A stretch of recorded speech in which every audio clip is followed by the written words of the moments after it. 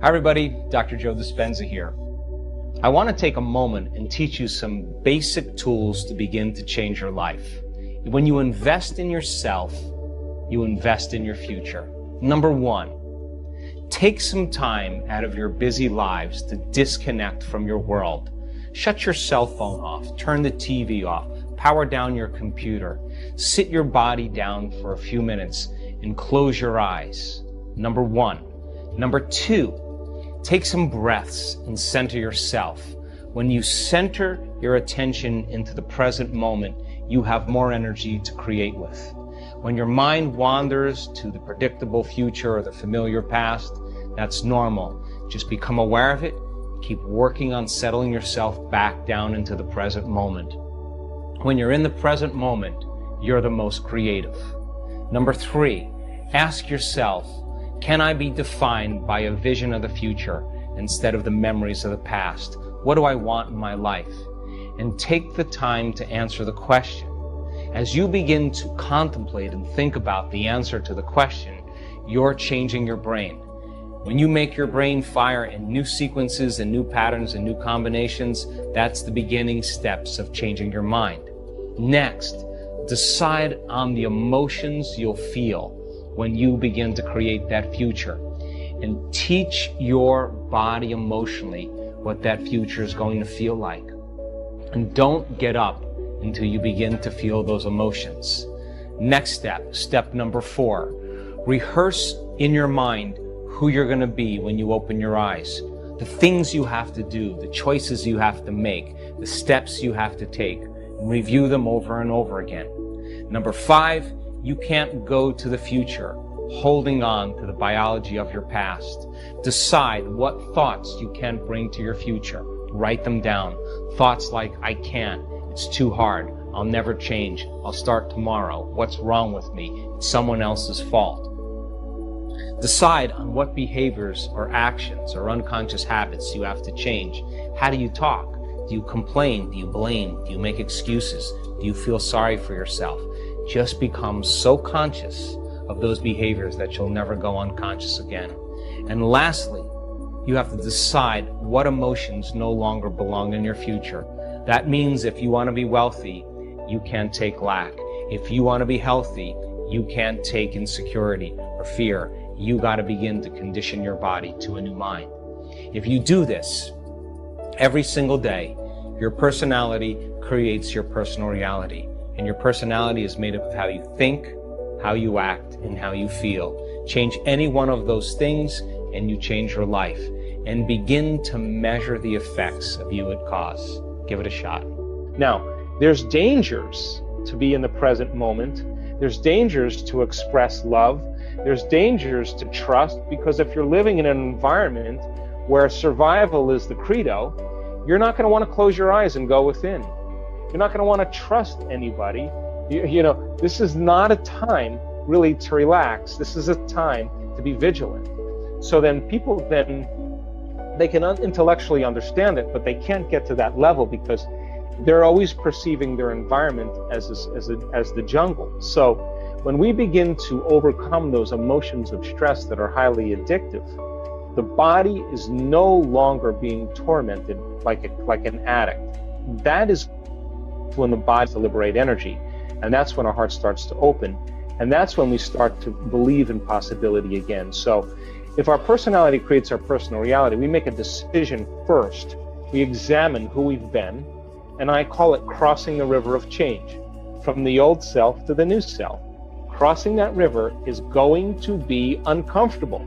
It's going to feel unfamiliar, and you are going to feel like it's unpredictable, because the moment you're no longer thinking that way or acting that way or feeling that way, you're going to feel like an unknown. Now, this is the biological, the neurological, the chemical, and even genetic death of the old self. This is the pain that you experience because the body's looking for its familiar chemical state.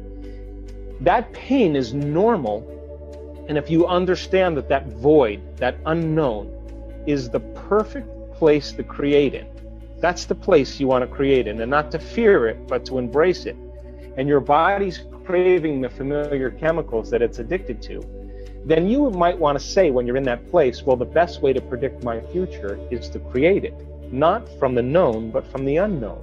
Now, this perfect place of creation is where people begin to do the uncommon. This is where their soul begins to speak to them. This is where they see a greater purpose for themselves in their lives, and they're no longer playing by the small-minded games any longer because they're connected to some bigger vision in the future. I think transformation is really the one thing that I'm more passionate about than anything else. And so I think number one, taking time out of our busy day for ourselves is the greatest service that we can do for ourselves, for our family, for the people we work with, and for our community.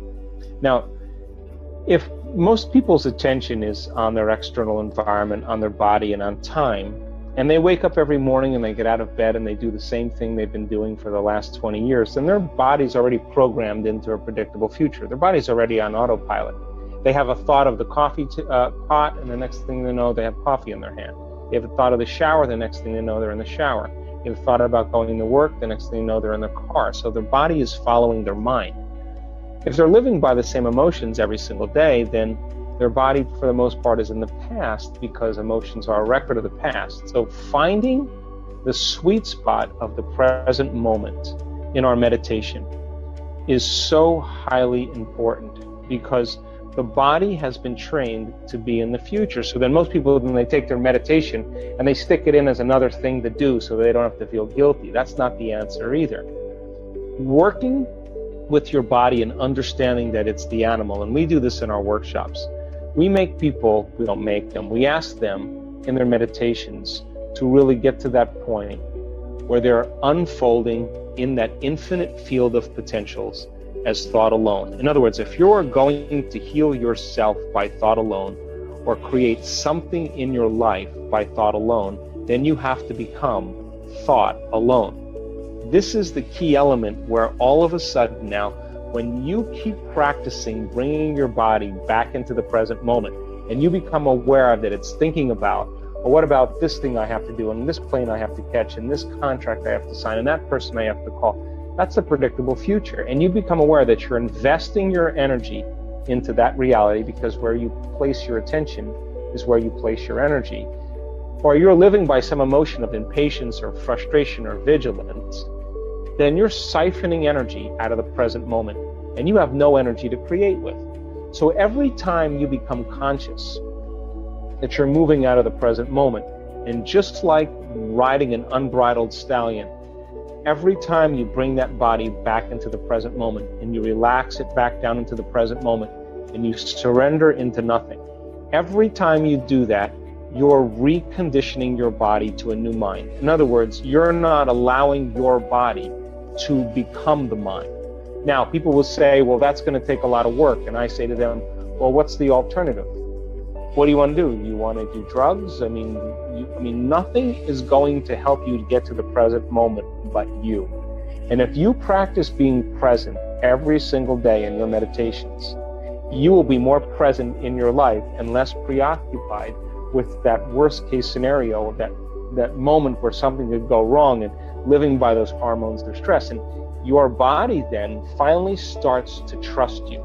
And when your body finally starts to trust you is the moment it's not worried about the unknown. The unknown is no longer dangerous. The unknown is actually an adventure. So we do the work in teaching people how to find the present moment. And when they begin to distinguish between when you're present and when you're not present, and they're able to do that well enough, they'll know the moment it's time to create. Now, this funny thing happens if you really lock into the present moment. All the things you thought you wanted, you no longer want because you feel so whole in that moment, it's impossible to want.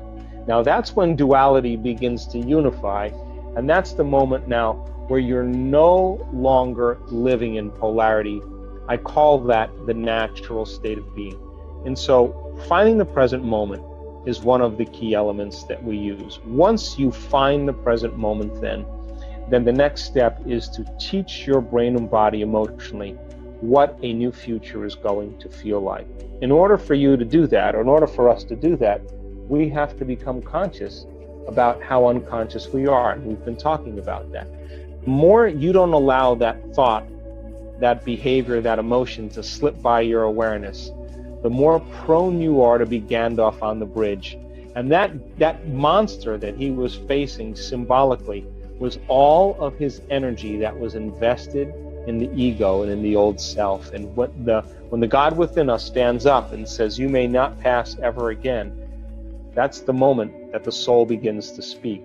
And so we do the work every day to present ourselves as a greater expression of ourselves every day.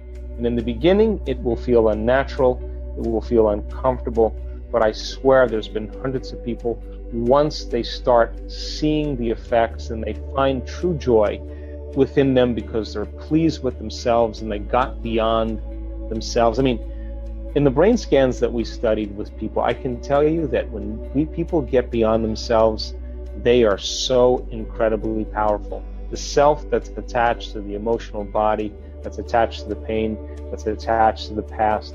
And then, by the way, they tell the story based on those emotions. And Scientific American said 3 months ago that 50% of everything that people talk about in their past is a lie. It's not the truth, because they have a different brain today than they did at the time of the event. So getting people beyond their past, I think, and getting them into the present moment begins to liberate the most amount of energy. I think people are beginning around the world to wake up to the idea that the illusion is becoming so obvious. I mean, every single paradigm right now is collapsing, whether it's the political model, the economic model, the religious model, the medical model, to the educational model, the environment. Everything's collapsing right now because it cannot function on the old laws, the old paradigms. Something new has to be created.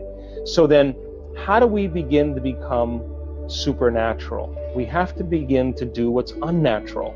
And when everybody else is in lack and in poverty, that is the time to give.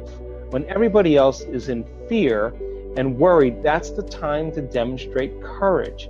When everybody else is judging and warring, that's the time to show love and compassion. And if we keep doing the unnaturals long enough, sooner or later we'll begin to become supernatural. So our soul's journey then is to really to step out of the quagmire and the limited beliefs and perceptions that keep us playing in this limited realm, this limited density, where we are matter trying to change matter. Once we get a taste of the divine, and that divine, again, we've measured this over and over again. When you are that thought in that infinite space, when the brain is perceiving space and no longer perceiving objects, it gets very organized. It gets very coherent. And when the brain gets coherent, we get coherent. And when the heart gets coherent, we love way more. And that's when we begin to emulate the divine. So over and over again, as we begin to climb out of these limited states, and we break free from those survival emotions that keep us feeling more like matter and less like energy, the side effect of all of that is becoming more energy and less matter. And that's when we start to demonstrate being a vibrational being. The field around our bodies when we're living in stress is about 3-4 inches in size. Open your heart, it can be up to 9 meters wide. We measured. And so then when you begin to open your heart, you feel connected to something greater. That's the beginning. That's when the soul says, now I have infinite possibilities to experience, and I get to select as a free-willed individual where I want to place my attention. That's when we're liberated. So I think it's a great time for us to begin to really embody this information. I think it's a great time for us to hit the low points, to see those illusions. I mean, I had my own awakening, and you reach a point where you realize that the only time that you feel like yourself is you need the external world to remind you of it. That's a sign. When you can find an identity of yourself in the quietness and solitude of your own presence, that's when you're no longer seduced by the external world, and that's when you begin to experience true freedom.